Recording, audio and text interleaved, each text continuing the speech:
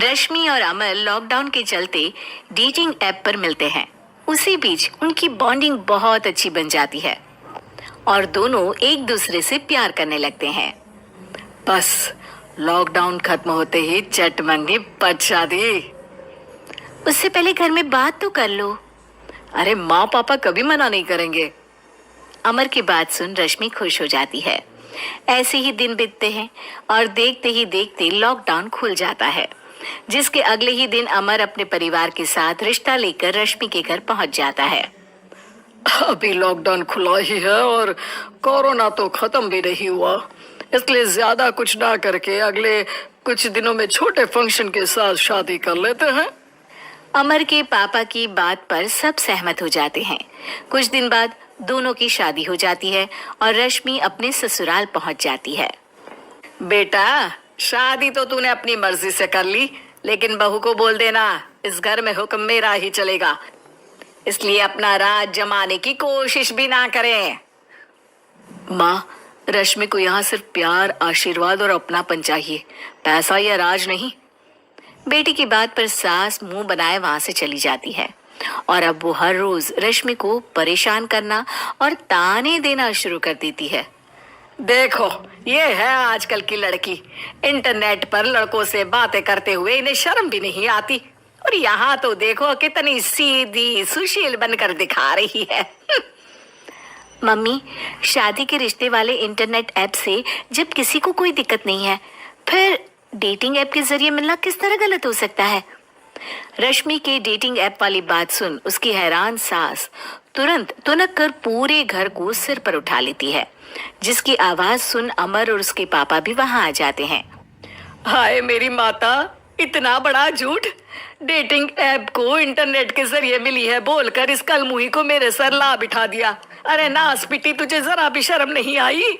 वहां न जाने कितने लड़कों से गुलू गुलू करके तुझे मेरा ही लड़का मिला था फंसाने के लिए।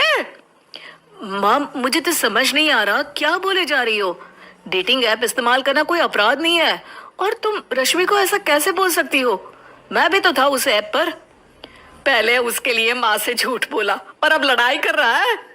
सास और अमर की बात सुनकर रश्मि हैरान खड़ी रहती है। अमर, तुमने घर में झूठ क्यों बोला? ये सब देख रही हो ना, इसी की वजह से झूठ बोलना पड़ा। एक तरफ अमर और रश्मि की ये बात चल रही होती है, वहीं दूसरी तरफ सास का नॉन स्टॉप क्लेश सबको परेशान कर देता है। सब एकदम चुप, जो हुआ सो हुआ, अब मुझे कुछ ना सुनाई दे। पति की बात सुन सास चुप होकर वहां से चली जाती है, लेकिन अब वो रश्मि के सिर दुनिया भर के सारे काम डालकर उसका जीना पहले से भी ज्यादा मुश्किल कर देती है। मम्मी, मैं आपका गुस्सा समझ सकती हूँ, आपको जो करना है कर लीजिए, मैं कभी कुछ नहीं बोलूंगी। उम्मीद है किसी दिन तो आपका गुस्सा शांत होगा और नफरत प्यार में बदलेगी।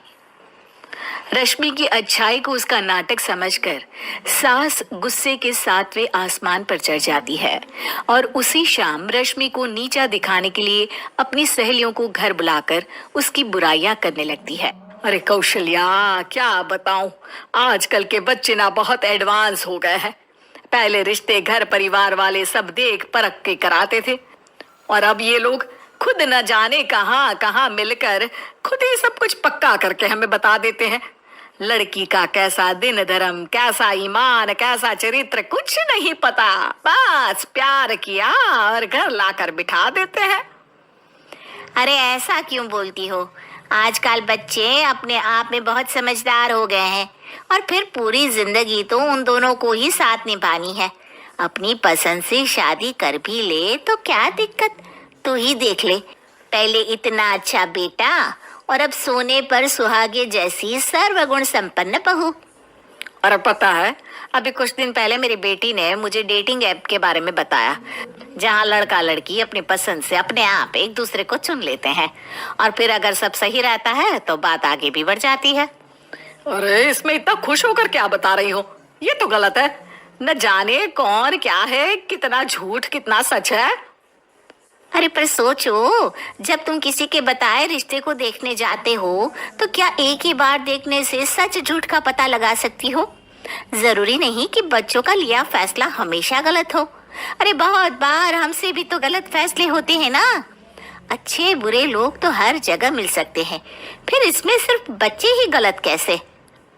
सहेलियों की बात सुन सास सोच में पड़ जाती है और इसी तरह कुछ दिन बीत जाते हैं जिसमें ना तो वो रश्मि को परेशान करती है और ना ही कोई ताना सुनाती है, जिसे देख रश्मि परेशान हो जाती है। मम्मी, आपकी तबीयत तो ठीक है ना? कुछ दिनों से देख रही हूँ आप मुझे कुछ बोलती ही नहीं। तो मेरा परेशान करना ज्यादा अच्छा लगता है क्या? नहीं, आपकी शांति उससे ज्यादा परेशान कर रही है। शांति इसलिए है क्योंकि मुझे एहसास हो गया है कि गलत तुम लोग नहीं, मेरी सोच है। प्यार तो एक सुंदर एहसास और शादी खूबसूरत साथ है।